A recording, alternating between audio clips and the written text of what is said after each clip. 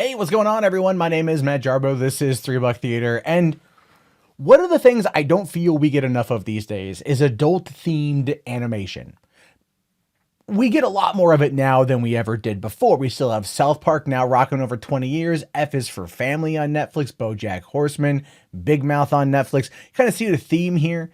Netflix is really kind of rocking the adult animations, the stuff that you would kind of see on MTV back with liquid television in the early 90s. You know, the grand time of Aeon Flux and the Max and all of that stuff. I loved all those shows growing up because they were weird and they were wild and they were crazy and they were just the kind of refreshing take on wholesome animation we needed. We really did. All we had was Saturday morning cartoons, albeit really good ones, but nothing to really kind of hit the spot when it comes to the adult side of us wanting to go down the darker, more disturbed path. And that's going to change a little bit, right? Because I do want to point out, we also had Heavy Metal in the 80s, which is a fantastic anthology film, followed up by Heavy Metal 2000 and 2000, which wasn't an anthology movie, but still Julie Strain rocking that thing with Michael Ironside as a bad guy. I liked it. The soundtrack to that movie's pretty freaking amazing. It's still a fun movie in my opinion, but it's not as iconic as the original. Heavy Metal, the original, something that's so iconic, it has yet to be beat in just the way that it was presented. And I'm kind of wondering if Love, Death Plus Robots is going to be that. If that's going to be something that really it takes it to the next level. Now, I did talk about this before, but what we know about it now is we have a full-on trailer, which over here on Netflix, you can see just a little bit of this, how crazy it is. Don't worry, it didn't break. But to give you an idea of what to expect from Love, Death Plus Robots, it's this little teaser trailer. That's it. It's just a couple little, you get a blink and it's over sort of thing. For what's going to be inside of this. And I can't wait to see it because it's 18 different animated short films brought to us, brought to you, brought to me, brought to us by Tim Miller and David Fincher. And this is them working together to kind of explore this darker, twisted side of animation with stuff that looks like it could be, you know, actual CG ready for movies type stuff or really adult themed content. There's going to be lots of nudity, violence, sex, gore, all the cool stuff. And it comes out on March 15th. Now, I wasn't too sure when I first heard about this, is this going to be just 18 individual short films, or is this going to be a feature length film, or how is it going to play out? And actually, it's going to be a feature film with 18 shorts in it, which I would assume is probably going to end up getting broken down individually, chapter by chapter for Netflix. That just seems to make sense. Like, you know, like a play all sort of thing, or you can choose the one you're going to want to watch individually.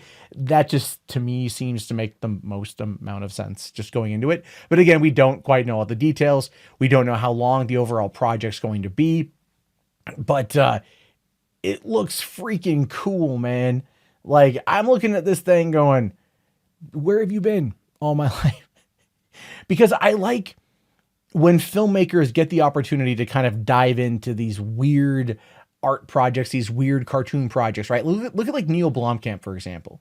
You know, he did 3 films. He did District 9, Elysium, Chappie. The first one, great. The last 2, kind of iffy. But then he went from there and he started Oat Studios and he's doing these short sci-fi themed horror films that are good.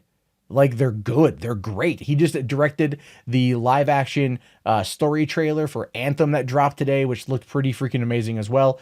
And again, filmmakers like him and Tim Miller that understand the visual side of things, right? When it comes to integrating CG into your movies or CG into your stuff and how to make it work so it's realistic and so it feels real, like it's part of the world.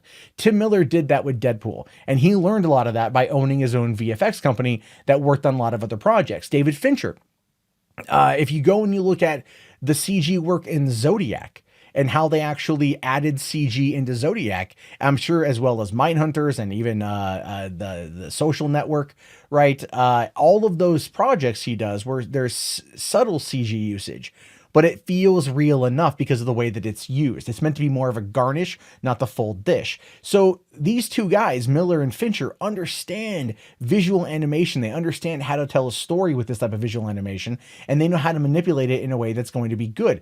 So I'm thinking that by bringing this project, we're going to get this really awesome eclectic mix of different types of short films that do feel more to me like Liquid Television or Spike and Mike Sick and Twisted versus Heavy Metal, which it is predominantly being compared with.